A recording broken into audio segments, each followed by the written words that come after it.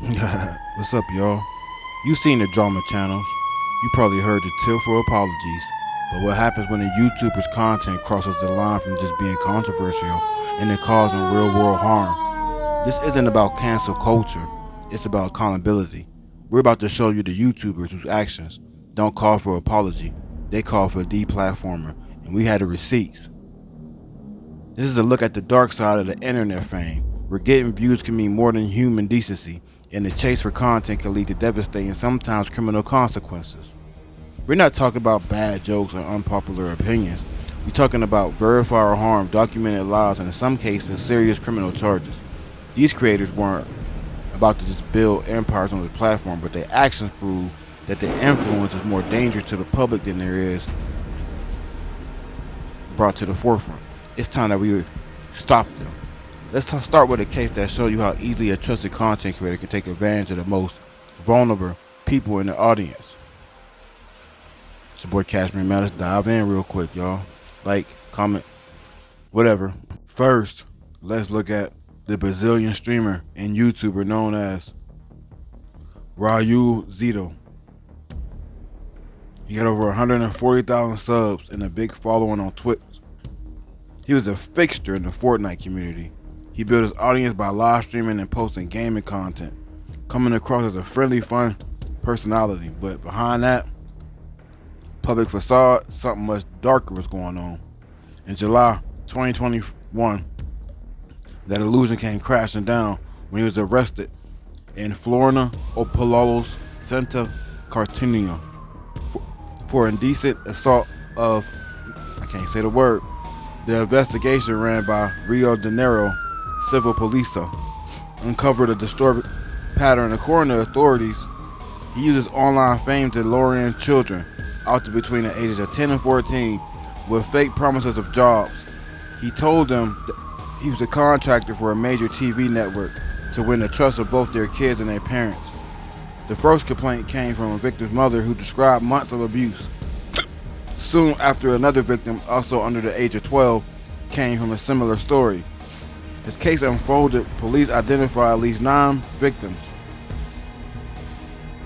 They even suspected his predatory behavior might have extended to the United States of America. After his arrest, YouTube and Twitch quickly terminated his channels and banned him for good. The case is chilling. Look at dangers that can hide in the community. He used his trust and his admiration he built as a creator on YouTube and Roblox. His horrible acts turned his platform into a hunting ground. This isn't a story about controversy. It's a calculated predation, and it highlights why platforms and parents need to be more vigilant. Next up, we have Andrei Biram, a Belarusian streamer known as Troy, who made his name in the disgusting and dangerous genre called trash streaming. This format involves live broadcasting, degrading dares, heavy substance abuse, and violent abuse of others, all for the entertainment of a paying audience. Maelstrom content made abuse seem normal. But in October 2020, he did something that even his biggest fans couldn't defend. During a live stream from his Moscow apartment, Maelstrom violently assaulted a young model on camera. In the horrifying clip that went viral, he grabs the woman by her head and repeatedly smashes her face into a table. The attack sparked instant outrage and led to a criminal case for battery. His YouTube channel was blocked immediately. The law caught up to him in July 2021. A Moscow court found him guilty and sentenced him to 6 months of labor. He was also ordered to pay the victim medical bills and moral damages, but he ain't stopped there.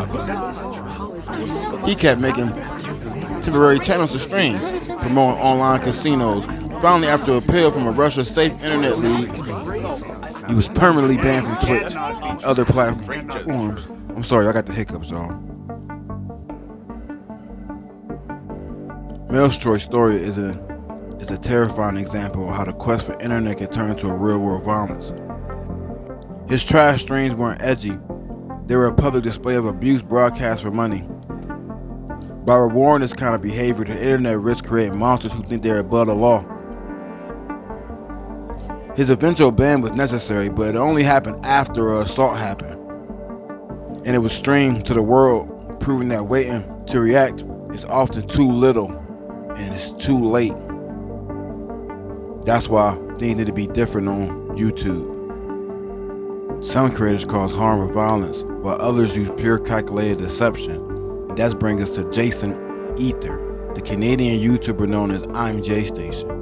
Ether gained a massive following, over 6 million subs, by pushing the limits with wild pranks and his 3 a.m. challenge in village videos where he claimed to talk about the spirits of dead celebrities. But in January 2020, he pulled a hoax so cruel and manipulative that it exposed just how rotten his content empire was. Ether uploaded a video claiming that his girlfriend and fellow YouTuber, Alexia Moreno, has been killed by a drunk driver. He then posted a series of emotional videos crying, makeshift memorial, and even trying to contact her on the Ouija board. His subscriber count shot up, but it was all a lie. The entire tragedy was a sick publicity stunt to get more subscribers, man. What? When the truth came out, the backlash was so furious, the fallout was fast and intense. Alexia Moreno confirmed it was a hoax, left J Station, and a warrant was issued for his arrest by Toronto police for assault. Facing intense public pressure, YouTube demonetized his main channel in 2020, citing his policy against creators who cause widespread harm. For over a year, he tried to get around this by posting a second channel. In March 2021, YouTube had finally had enough and kicked that channel out of there. I'm J Station career is a masterclass in ethical bankruptcy. He preyed on people's empathy, exploiting the universal pain of grief for his own gain. His actions weren't a prank, they were heartbreaking and damaging. You're a fraud, bro.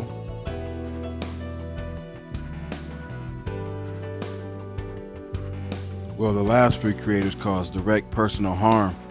Our final case show how a YouTuber's influence could be used to terrorize the community and poison public conversation on a massive scale. We're talking about, of course, Alex Jones.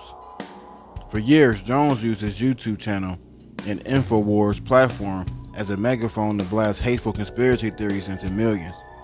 His most infamous and destructive lie was that the 2012 Sandy school was a hoax, staged by crisis actors. The monstrosity lie was just an opinion. It was an act of profound cruelty against the families of the 20 children and 6 adults who were. For years, these grieving families had to endure relentless campaigns of harassment, stalking, and death threats from Jones' followers who believed his lies. They were confronted in public and tormented online. They all tried to mourn their kids' loss. YouTube finally banned them in 2018 for violating hate speech and harassment policies, but the real accountability came from the courts. 2022, juries in both Connecticut and Texas ordered him to pay $1.5 billion in defamation damages. The judgment made it clear that his speech wasn't protected. It was malicious campaign of lies that inflicted unbelievable suffering. Jones filed for bankruptcy in 2025. His legal battle came to an end when the Supreme Court rejected his appeal, leaving the massive judgment against him in place. The Supreme Court refused to hear the case about the Sandy families, marking a huge moment of accountability to spread information. Alex Jones' story is the ultimate cautionary tale. It proves that while a platform could ban, but the things you try to come out your mouth could hurt people in long form. Ryu Zito, Mel Troy, I'm J Station, and Alex Jones, they all represent different sides of the same problem, using the platform for their own personal gain. No matter who gets hurt, their stories ain't just online drama, they cross over into criminal behavior, physical violence, psychology manipulation, massive social harm. These aren't just problematic YouTubers, they are people who cause documented real world damaging. Just like a lot of other YouTubers that I won't name, removing them from the platform wasn't censorship, it was necessary of the act of public safety. The question we left with is, how many more people can get hurt before these platforms start to become more proactive? How can we stalk the next creator who decides that human decency is a fair price to pay for the internet fame? The line between controversial and criminal has been crossed. And those creators, there is no coming back from that, bro. If you found this investigation important, please consider liking this video and subscribing to the channel. Spreading awareness is one of the most powerful tools we have. Let us know in the comments which other cases you think the world needs to know about. Thank you for watching. Peace.